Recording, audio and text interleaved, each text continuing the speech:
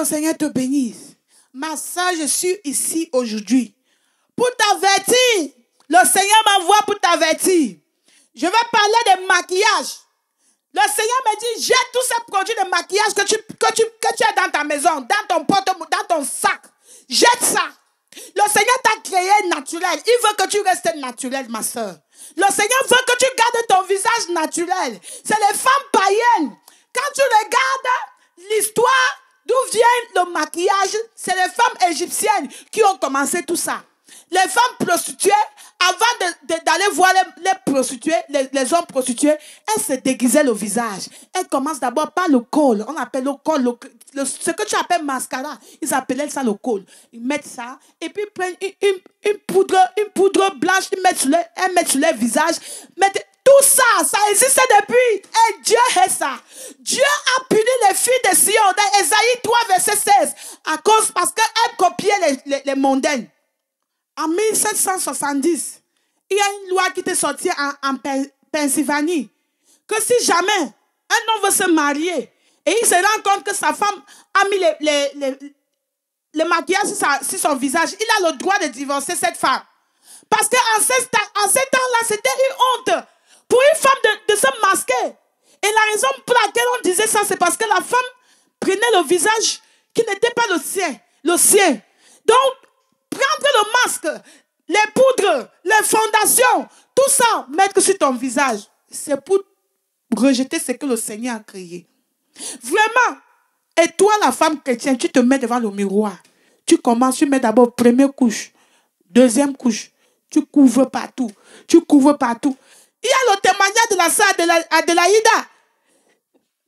Cette sœur, le Seigneur a montré l'enfer. Quand elle te donne son témoignage, elle tremble.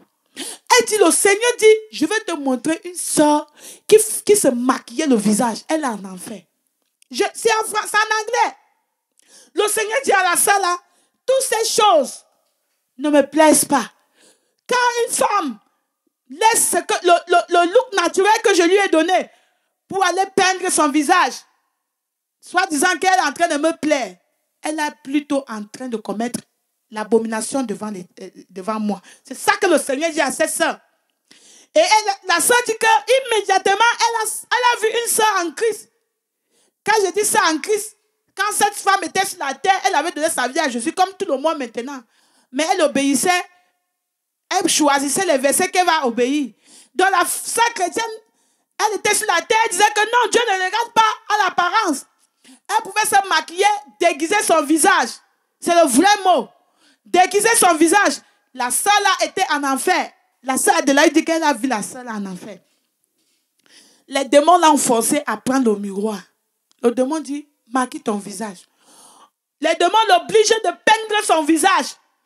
On lui donne l'acide, un liquide acidique. On dit, peins ton visage. Elle commence à peindre son visage.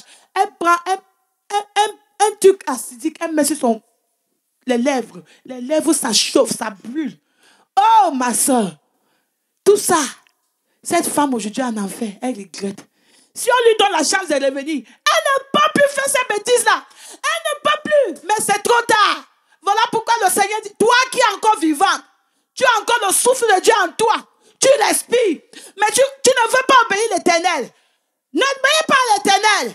Un jour, la mort frappera devant ta porte. Tu vas obéir à la mort. Tu refuses d'obéir à la parole de Dieu.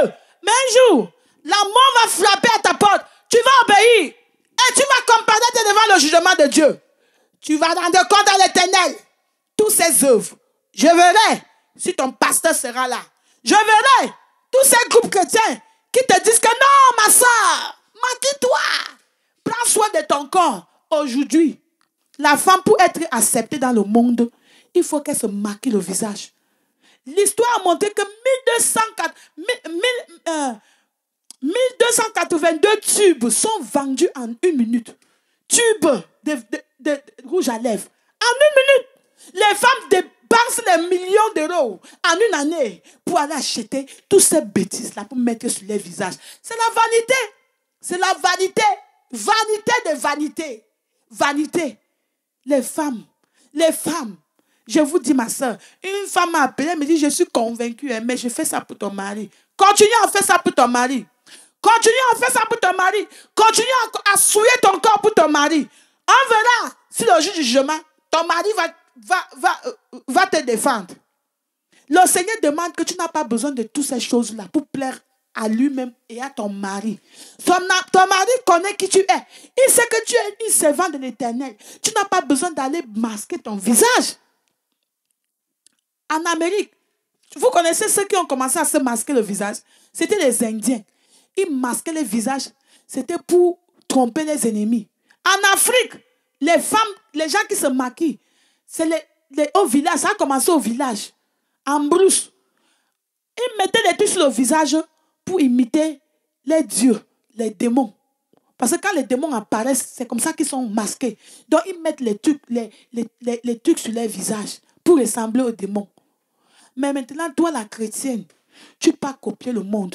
Tu veux imiter Beyoncé. Tu veux imiter Jennifer Lopez. Tu veux imiter les païennes. Ma soeur, imite le Seigneur. Jésus dit, soyez mes imitateurs. Nous devons refléter la sainteté qui est en nous. Si tu es vraiment sans tache, comment tu peux vraiment dire que tu es sans tache à l'intérieur de toi, mais dehors, tu ressembles à une prostituée. Ma soeur, quand tu lis la parole de Dieu, dans Ézéchiel, chapitre 23, la parole de Dieu parle de deux sœurs, Ohola et Oholiba. Il compare la Samarie, Jérusalem, de ces deux sœurs. Deux prostituées. Ohola s'est prostituée. Elle a peint son visage. Tout ça pour se prostituer avec des hommes. Oholiba a fait pire que la sœur. Et quand le Seigneur dit, il dit que Ohola c'est Samaria. Oholiba c'est Jérusalem. Et il dit au verset 23, il dit au verset 35, c'est pourquoi ainsi parle l'Éternel, parce que tu m'as oublié, parce que tu m'as rejeté devant ton dos, porte donc aussi la peine de tes crimes et de tes prostitutions. Toutes ces choses-là, le jour-là, que diras-tu devant le Seigneur? On verra si les produits-là vont te sauver. Le Seigneur te demande, ma voix, ma soeur, t'avertit.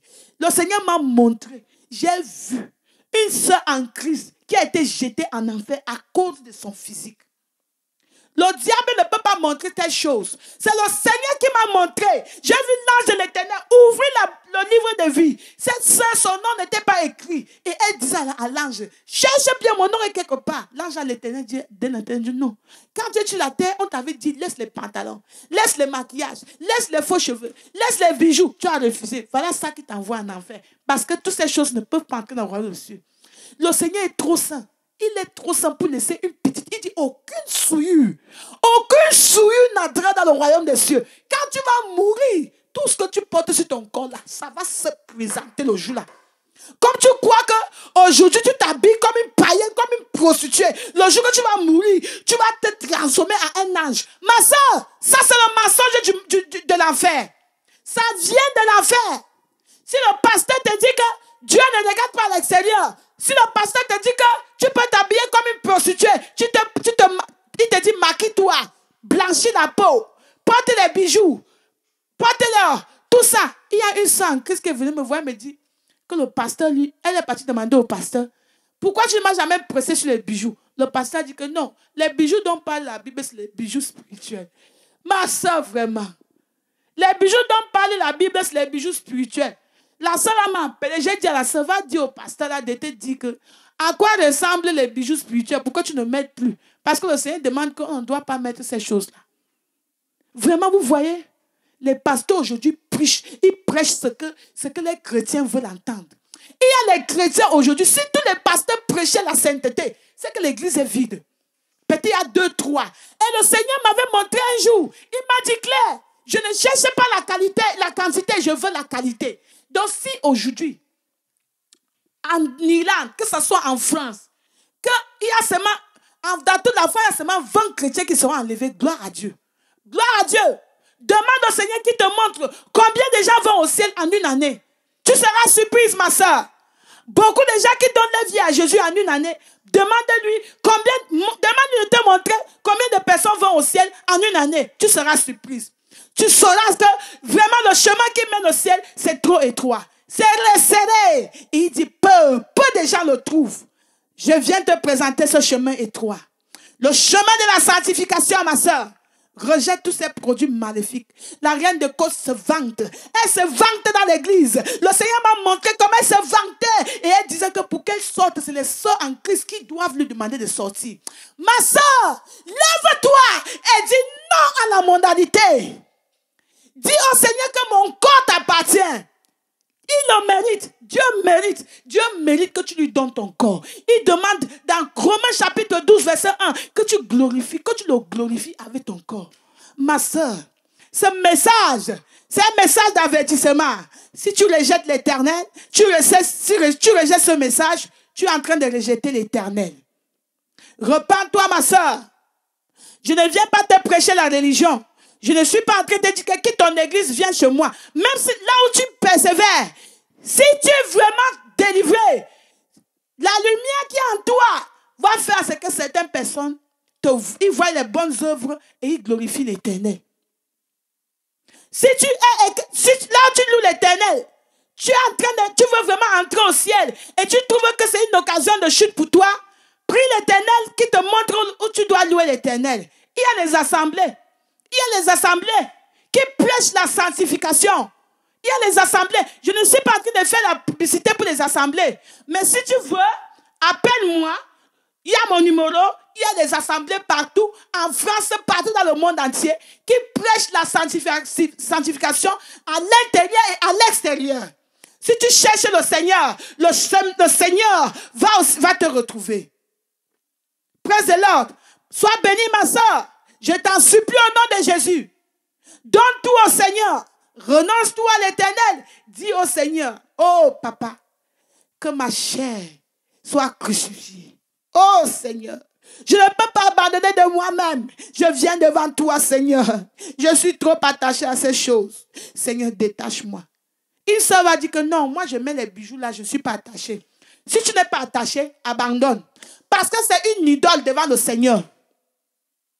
Si tu n'es pas attaché, abandonne. Une autre sœur me dit, vraiment j'aime Jésus, mais qui me laisse avec mes bijoux. Vous voyez?